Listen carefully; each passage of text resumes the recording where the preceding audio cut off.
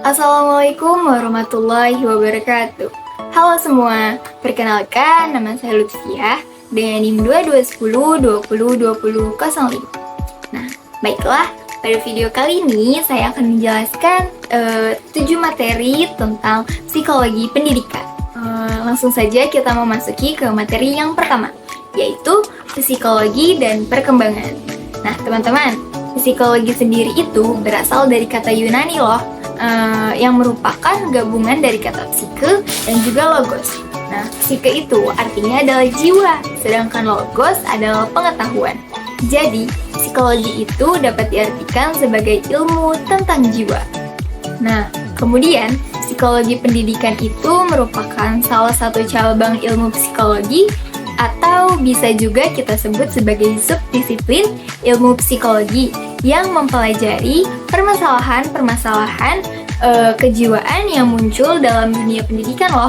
Nah, selain itu, para psikolog juga memiliki perbedaan pendapat nih mengenai pengertian perkembangan. Ada yang menyamakan pengertian perkembangan dengan pertumbuhan, dan ada juga yang membedakan pengertian keduanya.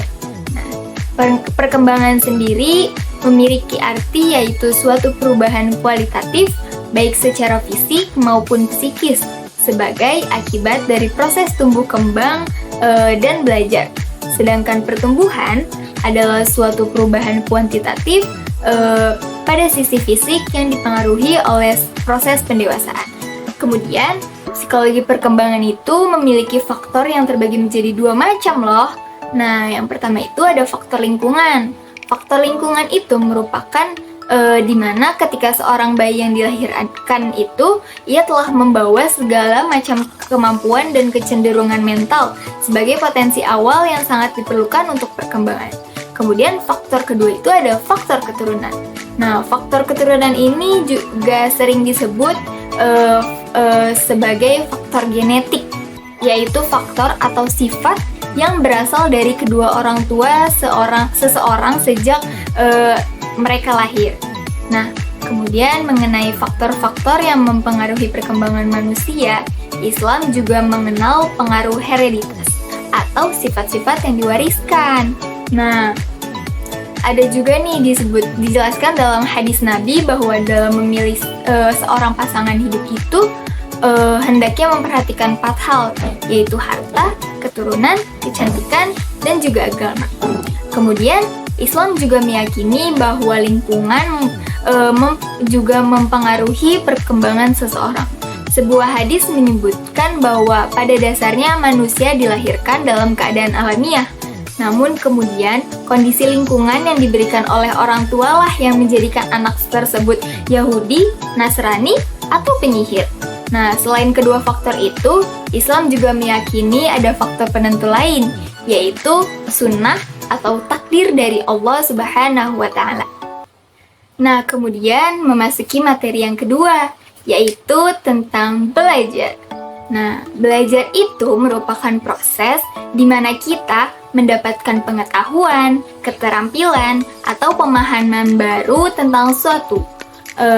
Jadi, ini tuh bisa terjadi ketika kita membaca buku, mendengarkan guru di kelas, atau bahkan mencoba sesuatu hal yang baru untuk pertama kalinya. Jadi, ketika kita belajar, sebenarnya kita itu sedang mencoba untuk memahami atau mengingat informasi baru atau cara melakukan sesuatu yang belum pernah kita lakukan sebelumnya. Kemudian ada juga nih, ciri-ciri belajar. Yang pertama itu terjadi secara sadar. Kemudian yang kedua, perubahan dalam belajar itu bersifat fungsional. Yang ketiga itu bersifat aktif dan positif. Yang keempat itu bukan bersifat sementara.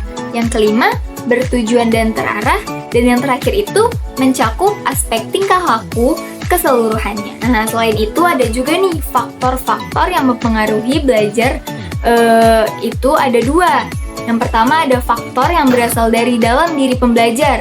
Nah, itu ada faktor fisiologis dan juga ada faktor psikologis. Contohnya dari faktor fisiologis itu keadaan jasmani dan juga keadaan fungsi fisiologis. Sedangkan faktor psikologis itu seperti minat, motivasi, inteligensi, memori, dan juga emosi. Nah, yang kedua itu faktor yang berasal dari luar diri pembelajar. Nah, ada faktor sosial seperti orang tua, guru, dan teman. Nah, terus ada juga faktor non-sosial seperti keadaan udara, waktu, tempat, dan lain sebagainya.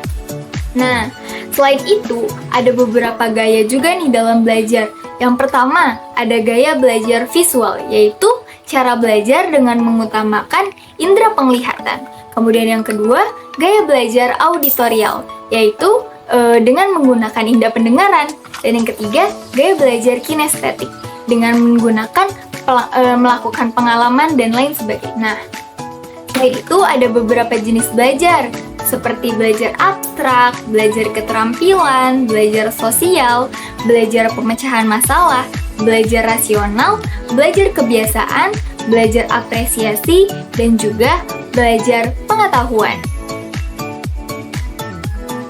Nah, materi yang ketiga yaitu tentang teori belajar.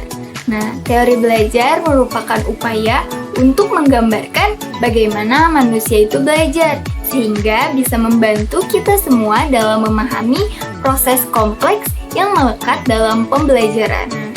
Kemudian ada macam-macam teori belajar nih. Yang pertama ada teori behavioristik. Nah, teori behavioristik itu kuncinya adalah behavior, yang diartikan sebagai tingkah laku atau perilaku. Nah, tentu teori pembelajaran ini nih berkaitan erat dengan tingkah laku siswa, dan juga hal utama dalam teori behavioristik adalah di mana sangat mengandalkan hasil dari perubahan perilaku dan tidak memperhatikan prosesnya, sehingga disebut juga dengan teori belajar.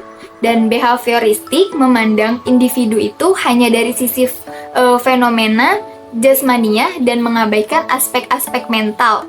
Artinya, behaviorisme itu tidak mengakui adanya kecerdasan bakat, minat, dan juga perasaan individu dalam sebuah pembelajaran. Nah, pendidik itu memberikan stimulus agar perilaku siswa berubah dari yang tidak tahu menjadi tahu. Pada saat siswa memperhatikan guru, kemudian bisa menjawab, maka diberikan stimulus berupa reward atau hadiah. Begitu juga sebaliknya, jika tidak memperhatikan dan tidak bisa menjawab, maka stimulus dengan punishment atau hukuman ini diberikan agar mendapatkan respon atau reaksi dari siswa berupa perubahan perilaku tersebut. Namun teori ini nih membuat siswa menjadi kurang mandiri dan kurang kreatif karena apapun yang dilakukannya tuh hanya berdasarkan stimulus, tapi tanpa memperhatikan proses yang ditekankan, yaitu faktor lingkungannya, tingkah laku yang tampak dan bersifat mekanis. Nah, tokoh ahli yang pertama itu ada Ivan Pavlov. Ivan Pavlov itu terkenal dengan teorinya yaitu teori classical conditioning, yaitu mengembangkan studi perilaku yang dikondisikan. Nah, Pavlov melakukan eksperimen kepada hewan yaitu anjing yang dibiarkan lapar terlebih dahulu. Kemudian ada Edward Lee Thorndike. Edward ini terkenal dengan teori law of effect atau koneksionisme. Belajar terjadi karena adanya koneksi yang kuat antara stimulus dan juga respon. Nah, dalam perjalanan waktu ternyata ada revisi hukum nih dari Thorndike ini, yaitu pengulangan saja itu tidak cukup untuk memperkuat hubungan stimulus dan respon. Kemudian, hukuman itu tidak berakibat positif pada perubahan tingkah laku. Kemudian juga syarat utama terjadinya hubungan stimulus atau respon adalah adanya saling sesuai antara stimulus dan juga respon. Dan yang keempat itu akibat dari suatu perilaku dapat menular baik pada bidang lain maupun individu lain. Nah, tokoh yang ketiga itu ada Skinner. Skinner ini terkenal dengan teori operant conditioning atau cara. Nah, inti pemikiran Skinner adalah setiap manusia yang bergerak itu karena mendapatkan rangsangan dari lingkungan. Jadi, teori behavioristik itu berorientasi pada hasil yang dapat diukur dan diamati. perlu pengulangan dan latihan sehingga menjadi kebiasaan hasil yang sesuai dengan harapan. Nah, teori yang kedua ada teori belajar kognitif, yaitu menekankan pentingnya proses dalam belajar. Artinya, teori ini nih menekankan bagaimana kita berpikir, memahami, mengingat, memproses informasi dalam belajar. Nah, tokoh dari teori ini yang pertama itu ada Kurt Lewin. Teori belajar yang dikenal dengan sebutan teori lapangan. Teori ini nih menyatakan bahwa proses belajar individu dipengaruhi oleh 3 komponen utama, yaitu lingkungan, perilaku, dan juga faktor internal. Nah, tokoh yang kedua itu ada Jean Piaget. Jean Piaget itu percaya bahwa anak-anak belajar melalui proses perkembangan kognitif, yang berarti perkembangan pemikiran dan pemahaman mereka tentang dunia. Nah, jadi teori belajar Jean Piaget itu dapat disederhanakan sebagai pandangan bahwa pemikiran yang berjenjang yang mencakup kemampuan untuk berpikir dan memahami dunia secara lebih baik seiring bertambahnya usia. Nah, tokoh yang ketiga itu ada Jerome Bruner. Jerome Bruner itu mempunyai fokus pada gagasan bahwa pendidikan itu harus lebih dari sekedar mengajarkan fakta dan informasi kepada siswa. Nah, ia tuh percaya bahwa pendidikan itu seharusnya memungkinkan siswa untuk memahami konsep-konsep dalam konteks yang lebih luas dan mengembangkan pemahaman yang mendalam. Jadi intinya teori belajar Jerome Bruner itu menekankan bahwa pendidikan harus membantu siswa memahami konsep-konsep secara mendalam melalui pembelajaran aktif. Misalnya materi pelajaran dengan pengalaman mereka, dan juga menggunakan metode pengajaran yang relevan dan menarik. Nah, kemudian memasuki materi yang keempat, yaitu tentang intelijensi. Nah, teman-teman, jadi intelijensi itu merupakan aktivitas atau perilaku seseorang yang menjadi perwujudan dari daya untuk memahami sesuatu hal. Nah, dalam bahasa Arab, intelijensi itu disebut dengan kata azaka, yang artinya pemahaman, kecepatan, dan kesempurnaan sesuatu. Nah, selain itu, ada juga nih beberapa faktor yang mempengaruhi intelijensi seseorang. Yang pertama ada faktor keturunan. Kemudian yang kedua itu ada faktor lingkungan hidup. Yang ketiga ada faktor latar belakang sosial ekonomi. Yang keempat ada faktor kondisi fisik. Dan yang terakhir itu ada faktor emosi. Selain itu, Howard Gardner itu juga membagi kecerdasan seseorang itu menjadi 9 macam kecerdasan loh. Apa aja sih? Nah, jadi yang pertama itu ada kecerdasan kata, kemudian ada kecerdasan angka atau mathematics logis, ada kecerdasan kinestetik atau jasmani, kemudian ada kecerdasan musikal, kecerdasan interpersonal atau diri, kecerdasan gaul, kecerdasan gambar, kecerdasan lingkungan atau alam, dan yang terakhir itu kecerdasan seksistensi atau spiritual. Jadi, intelijensi seseorang itu berpengaruh juga nih pada keberhasilan belajar seseorang. Artinya, semakin tinggi tingkat intelijensi seseorang, maka semakin tinggi juga prestasi belajar yang akan dicapainya.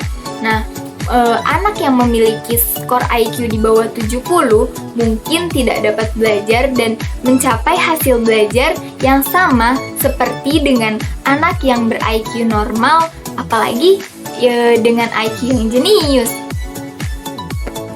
Nah, selanjutnya memasuki materi yang kelima, yaitu tentang motivasi. Nah, teman-teman, jadi motivasi itu berasal dari kata Latin, yaitu mover, yang berarti gerak atau dorongan untuk bergerak. Kemudian, motivasi dalam bahasa Inggris itu berasal dari kata motif, yang berarti kekuatan gerak atau akal. Nah, motivasi dalam bahasa Indonesia itu berasal dari kata motif, yang berarti upaya untuk mendorong seseorang melakukan suatu hal.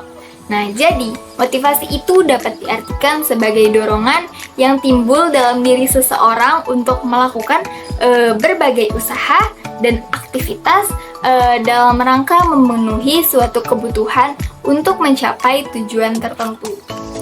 Kemudian, menurut Sardiman, motivasi itu memiliki beberapa ciri-ciri, yaitu yang pertama, tekun menghadapi tugas. Kemudian yang kedua, ulet menghadapi kesulitan atau tidak mudah putus asa. Yang ketiga itu memajukan minat terhadap bermacam-macam masalah untuk orang dewasa. Yang keempat, lebih senang bekerja mandiri. Yang kelima, cepat bosan pada tugas-tugas rutin atau tugas-tugas yang berulang-ulang begitu saja. Nah, yang keenam itu dapat mempertahankan pendapatnya. Yang ketujuh, tidak mudah melepaskan hal yang diyakini. Kemudian yang terakhir, itu senang mencari dan juga memecahkan masalah sosial. Nah, selain itu, menurut Sardiman, motivasi itu memiliki 3 fungsi, yaitu yang pertama itu mendorong manusia untuk berbuat, kemudian yang kedua menentukan arah perbuatan, dan yang ketiga itu menyeleksi perbuatan. Nah, selain itu motivasi juga dibedakan menjadi 2 bagian, yaitu ada motivasi ekstrinsik atau motivasi yang berasal bukan dari diri seseorang itu. Nah, salah satu contoh motivasi ekstrinsik itu adalah orang tua. Nah, yang kedua itu ada motivasi intrinsik atau motivasi belajar dari diri siswa sendiri. Misalnya, siswa belajar karena ingin mengetahui seluk-beluk suatu hal dengan selengkap-lengkapnya. Kemudian ingin juga menjadi orang yang terdidik atau ingin menjadi orang yang ahli dalam suatu bidang tertentu. Nah, memasuki materi yang keenam, yaitu tentang memori. Nah, jadi, memori itu merupakan proses penting dalam kehidupan sehari-hari yang memungkinkan manusia untuk menyimpan dan juga mengakses informasi dari masa lalu. Ada juga nih struktur dari memori, yaitu yang pertama ada sensory memory, kemudian ada memori jangka pendek, dan juga ada memori jangka panjang. Dari ketiga itu memiliki peran yang berbeda dalam pembentukan persepsi dan juga pengambil keputusan. Penelitian tentang memori itu membantu kita memahami terkait proses-proses kompleks yang terjadi di dalam otak, termasuk juga bagaimana informasi itu disimpan. Nah, biasanya guru itu akan membantu kita mengulas materi yang telah disampaikan kemarin supaya kita tidak lupa. Kemudian guru juga akan memberikan semacam evaluasi agar daya ingatan kita ini tetap bertahan. Nah, selain itu, faktor-faktor yang membuat daya ingatan lemah itu seperti usia. Kondisi kesehatan dapat mempengaruhi kualitas dan kendali memori seseorang. Jadi sangat penting memori dalam kehidupan sehari-hari dan juga sangat penting memori dalam proses belajar dan mengajar. Hubungan antara memori dan belajar itu misalnya ketika siswa mempelajari tentang kandungan surah Al-An'am ayat 162 sampai 163 tentang keikhlasan dalam hidup. Mula-mula informasi itu tuh masuk ke dalam sistem memori terdepan siswa, yaitu sensory register. Nah, bila siswa itu menaruh perhatian pada apa yang sudah ia pelajari, maka informasi tersebut tuh akan diteruskan ke short term memory. Nah, selanjutnya, jika informasi itu tuh diulang-ulang di rumah, maka informasi itu akan masuk ke dalam long term memory. Jadi, suatu saat, misalnya ada ujian, maka informasi itu tuh akan muncul kembali. Nah, proses menyimpan informasi dalam memori itu biasa disebut dengan menghafal, dan ini merupakan salah satu proses yang dilakukan oleh siswa ketika belajar. Dengan begitu, memori merupakan salah satu fungsi yang digunakan ketika seseorang belajar. Nah, selanjutnya adalah materi yang terakhir, yaitu tentang emosi. Emosi itu merupakan kondisi psikologis yang mendorong seseorang untuk bertindak atau melakukan sesuatu setelah adanya stimulus atau sebuah rangsangan yang berasal dari dalam maupun dari luar dirinya. Jadi, emosi itu memiliki reaksi yang kompleks, mengandung aktivitas dengan derajat yang tinggi sehingga menjadi perubahan perilaku yang akan menimbulkan kegoncangan yang kadang-kadang terjadi ketegangan dalam hubungannya dengan lingkungan. Selanjutnya itu ada juga nih beberapa fungsi emosi. Yang pertama, emosi itu bisa menjadi energizer atau pembangkit energi yang memberikan gairah dalam kehidupan manusia. Kemudian sebagai pembawa pesan. Dan yang ketiga itu sebagai sarana untuk mempertahankan hidup. Nah, selanjutnya ada juga jenis-jenis dan macam-macam emosi. Jenis emosi manusia itu ada banyak dan beragam, tetapi secara garis besar, emosi manusia itu dibedakan menjadi dua macam, yaitu ada emosi yang menyenangkan atau emosi positif. Nah, emosi yang menyenangkan itu merupakan emosi yang menimbulkan perasaan positif pada diri seseorang yang mengalaminya, seperti jatuh cinta, kasih sayang, riang gembira, kagum, dan lain sebagainya. Kemudian yang kedua ada emosi yang tidak menyenangkan atau emosi negatif. Emosi ini tuh adalah emosi yang menimbulkan perasaan negatif pada seseorang yang mengalaminya, seperti sedih, marah, benci, takut, dan lain sebagainya. Nah, jadi emosi itu berpengaruh juga pada kualitas dan kuantitas belajar seseorang. Emosi positif itu dapat membantu mempercepat proses belajar dan mendapatkan hasil yang baik. Sedangkan emosi negatif itu dapat memperlambat dan menghambat proses belajar seseorang. Nah, ketika kita belajar itu, maka kita harus dimulai dengan menciptakan emosi atau energi yang positif. Nah, baiklah teman-teman, jadi itu sajalah materi yang dapat saya sampaikan. Mohon maaf atas segala kesalahan dan kekurangan kata. Sekian dari saya. Wassalamualaikum warahmatullahi wabarakatuh. Bye-bye.